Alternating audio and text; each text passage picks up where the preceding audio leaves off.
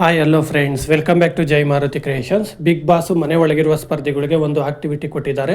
ಈ ಆಕ್ಟಿವಿಟಿ ಪ್ರಕಾರ big Boss ಮನೆ ಒಳಗಿರುವ ಸ್ಪರ್ಧಿಗಳಲ್ಲಿ ಯಾರು ಬಿಗ್ ಬಾಸ್ ಮನೆಯ ಮೂಲ ನಿಯಮನ ಫಾಲೋ ಮಾಡ್ತಾ ಇಲ್ಲ, ಮೂಲ ನಿಯಮನ ಬ್ರೇಕ್ ಮಾಡ್ತಾ ಇದ್ದಾರೆ, ಆ ಸ್ಪರ್ಧಿ ಹೆಸರನ್ನ ಮನೆ ಒಳಗಿರುವ ಸ್ಪರ್ಧಿಗಳು ತಗೊಂಡು ಯಾವ ರೂಲ್ಸ್ನ ಅವರು ಜಾಸ್ತಿ ಬ್ರೇಕ್ ಮಾಡ್ತಾ ಇದ್ದಾರೆ ಅಂತ ಹೇಳ್ಬೇಕಾಗುತ್ತೆ. ಅದೇ ಪ್ರಕಾರ ಮನೆ ಒಳಗಿರುವ ಸ್ಪರ್ಧಿಗಳಲ್ಲಿ ಜಾಸ್ತಿ ಜನ ಅಶ್ವಿನಿ ಗೌಡ ಅವರ ಹೆಸರು ತಗೊಂಡಿದ್ದಾರೆ. ಅವರು ಪದೇ ಪದೇ ಬಿಗ್ ಬಾಸ್ ಮನೆಯ ಮೂಲ ನಿಯಮನ ಬ್ರೇಕ್ ಮಾಡ್ತಾ ಇದ್ದಾರೆ, ಮೂಲ ನಿಯಮನ ಫಾಲೋ ಮಾಡ್ತಾ ಇಲ್ಲ ಅಂತ. ಅದಕ್ಕೋಸ್ಕರ ಅಶ್ವಿನಿ ಗೌಡ ಅವರಿಗೆ ಒಂದು ಪನಿಷ್ಮೆಂಟ್ ಸಹ ಸಿಕ್ಕಿದೆ ಅಂತ ಹೇಳಬಹುದು.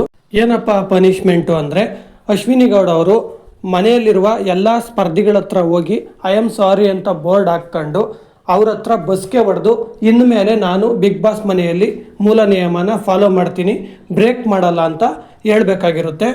ಅದೇ ರೀತಿ ಅಶ್ವಿನಿ ಗೌಡ ಅವರು ಮನೆ ಒಳಗಿರುವ ಎಲ್ಲ ಸ್ಪರ್ಧಿಗಳ ಹತ್ರ ಹೋಗಿ ಬಸ್ಗೆ ಹೊಡೆದು ಇನ್ಮೇಲೆ ನಾನು ಬಿಗ್ ಬಾಸ್ ಮನೆ ರೂಲ್ಸ್ನ ಬ್ರೇಕ್ ಮಾಡಲ್ಲ, ಫಾಲೋ ಮಾಡ್ತೀನಿ ಅಂತ ಹೇಳ್ತಾರೆ. ಆದರೆ ಗಿಲ್ಲಿ ಹತ್ರ ಹೋದಾಗ ಗಿಲ್ಲಿ ಕಾಲ್ ಮೇಲೆ ಕಾಲು ಹಾಕ್ಕೊಂಡು ಕೂತಿರ್ತಾರೆ. ಅಶ್ವಿನಿ ಗೌಡ ಅವರು ಹೇಳ್ತಾರೆ, ನಾನು ಬಿಗ್ ಬಾಸ್ ಮನೆಯ ರೂಲ್ಸ್ನ ಬ್ರೇಕ್ ಮಾಡಲ್ಲ, ಫಾಲೋ ಮಾಡ್ತೀನಿ ಅಂತ ನಿನ್ನ ಹತ್ರ ಬಸ್ಗೆ ಹೊಡೆದು ನಾನು ಹೇಳ್ತೀನಿ, ಆದರೆ ಕಾಲ್ ಮೇಲೆ ಕಾಲು ಹಾಕಿರೋದನ್ನ ಇಳಿಸು, ನಾರ್ಮಲಾಗಿ ಕೂತ್ಕೊಂತಾರೆ, ನನ್ನ ಇಷ್ಟ, ನನಗೆ ಹೆಂಗೆ ಬೇಕೋ ಹಂಗೆ ಕೂತ್ಕೊಂತೀನಿ, ನೀವು ನನ್ನ ಹತ್ರ ಇದೇ ರೀತಿ ಕ್ಷಮೆ ಕೇಳಬೇಕು, ನಾನು ಹೀಗೆ ಕೂತಿರ್ತೀನಿ ಅಂತಾರೆ. ನೀನು ಹೀಗೆ ಕೂತಿದ್ರೆ ನಾನು ಕ್ಷಮೆ ಕೇಳಲ್ಲ ಅಂತಾರೆ ಅಶ್ವಿನಿ ಗೌಡ ಅವರು.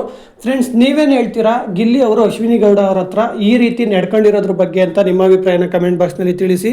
ಈ ವಿಡಿಯೋಗೆ ಒಂದು ಲೈಕ್ ಕೊಟ್ಟು ನಮ್ಮ ಚಾನಲನ್ನು ಸಬ್ಸ್ಕ್ರೈಬ್ ಆಗಿ ಸಪೋರ್ಟ್ ಮಾಡಿ.